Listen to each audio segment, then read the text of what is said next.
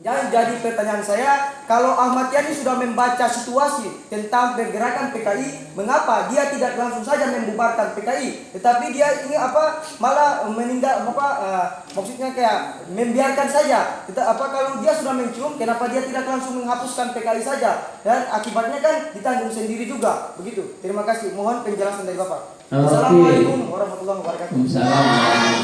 Mudah-mudahan itu tadi calon-calon posisi yang terpilih nanti.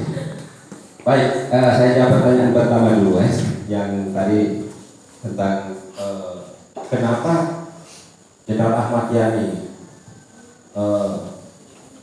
dan Angkatan Udara, Angkatan Darat ya, Angkatan Darat tidak mengizinkan untuk pembelian senjata yang disokong atau disupport oleh RRC atau China kepada petani, buruh, dan masyarakat untuk bersenjatai.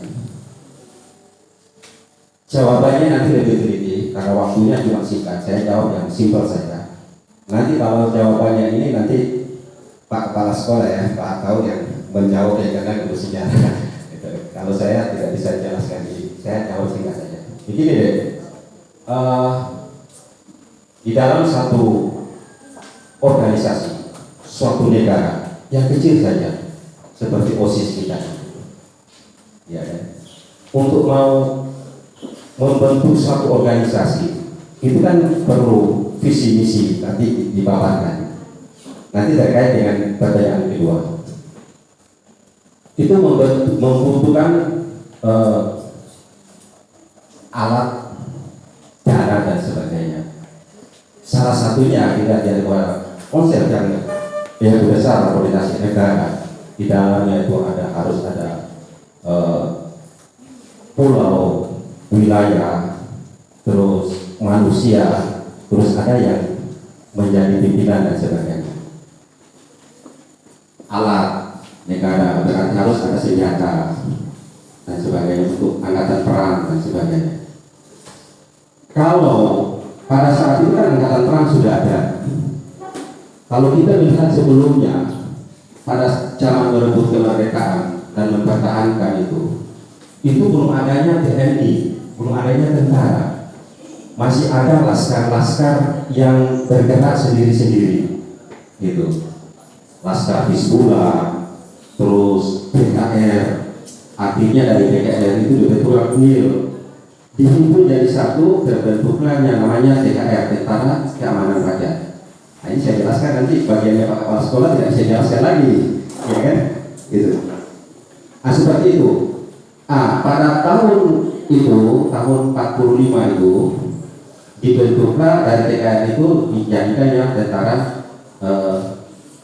Nasional Indonesia TNI, terdiri dari Angkatan Auri dan ALRI, Angkatan Laut Republik Indonesia, Angkatan Udara. Ditambah lagi pada tahun 66 atau 67 baru kepolisian dalam jajaran Angkatan Perang ABRI, Angkatan Bersenjata Republik Indonesia. Nanti ringkasnya akan dijelaskan oleh Pak Guru Sejarah, saya bisa jelaskan lebih ini. Tapi ingat saya waktu SMP SMA berarti ibu saya belajar sejarah. Itu. Jadi kalau tadi pertanyaannya, kenapa tidak didukung biar semua orang punya senjata? Ya, padahal kata Sun Tzu, ya atau panduan perang Cina, dia bilang peperangan yang paling kalau untuk memenangkan suatu pertempuran bukan karena senjata, tapi semangat, kejuangan dan keyakinan akan mencapai suatu tujuan. Itu yang paling hebat, yang paling kuat. Sun Tzu katakan bukan bersenjata.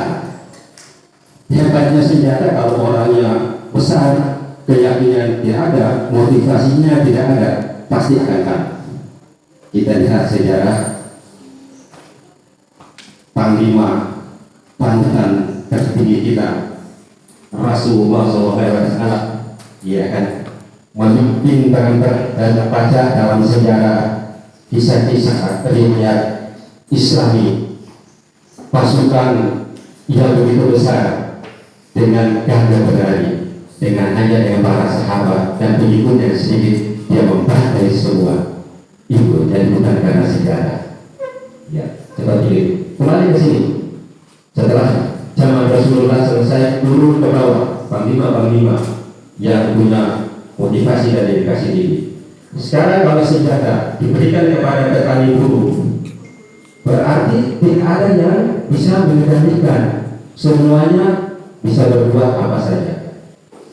Sehingga persenjataan itu hanya diberikan kepada alat negara, yaitu yang dikerjakan adalah TNI.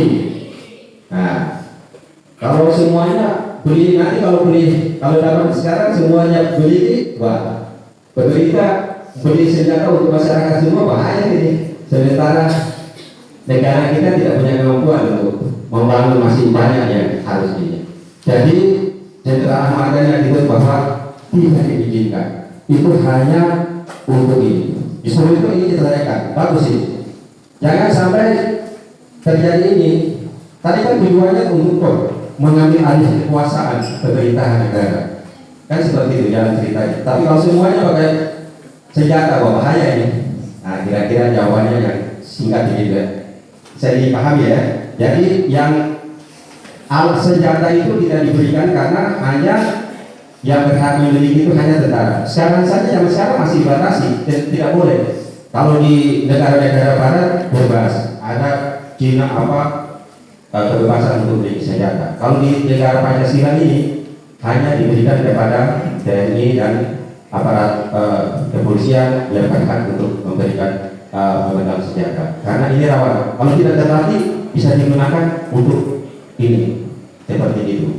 Kita tentara saja